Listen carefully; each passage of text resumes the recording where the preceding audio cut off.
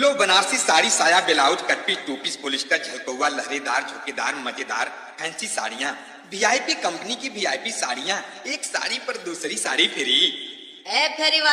वाला काले ले आवा हो तनियावा दिखावा त। अरे मर्दी का चीज है रे। ये सारे धीरे से बेच के चल नहीं कुटा जी प्रभु संदीलो वाला लगावा हट बानर सारे अठर वाली चोली और रेशम वाली कुर्ती गुड़िया के फैला के आगे मले लाग सुरती एक से एक वीआईपी आइटम देख के मन हुआई मोल भाव करे के रिया दुनिया बोलाई सौदा ऐसन दिखा दिहल माल फेरिया वाला पटा लिहल माल फेरिया वाला पटा लिहल अठर वाली चोली और रेशम वाली कुर्ती गुड़िया के फैला के आगे मले लाग सुरती एक से एक वीआईपी आइटम देख के मन हुआई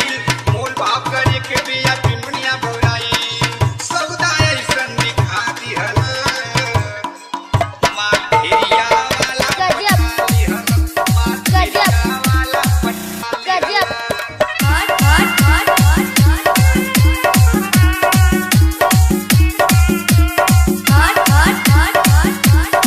डीजे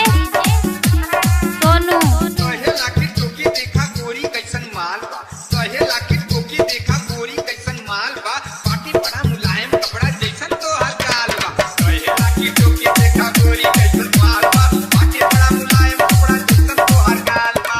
चक्कर ऐसन चला दिहल माल फेरिया वाला पटा दिहल माल फेरिया वाला पटा दिहल मिक्स बाय डीजे सोनू धीरे धीरे गांव के लड़किन के टोली आई धीरे धीरे गांव के लड़किन के टोली आई आंख मटक्का होके लागल बात गई घबराई धीरे धीरे गांव के लड़किन के टोली आई आंख मटक्का होके लागल बात गई घबराई तानी मुरिया दबा दिहल माल फेरिया वाला पटा दिहल माल फेरिया वाला पटा दिहल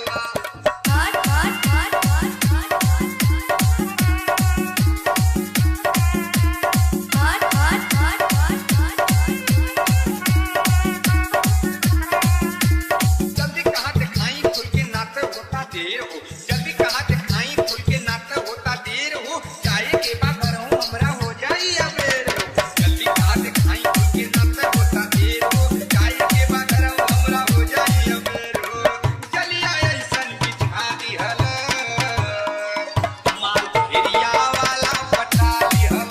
माल फेरिया वाला पटा दिहल मिक्स बाय डीजे सोनू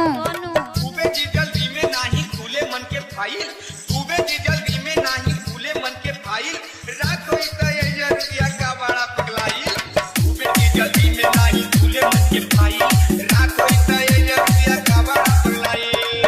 जदू ललावा देखा चरा दिहला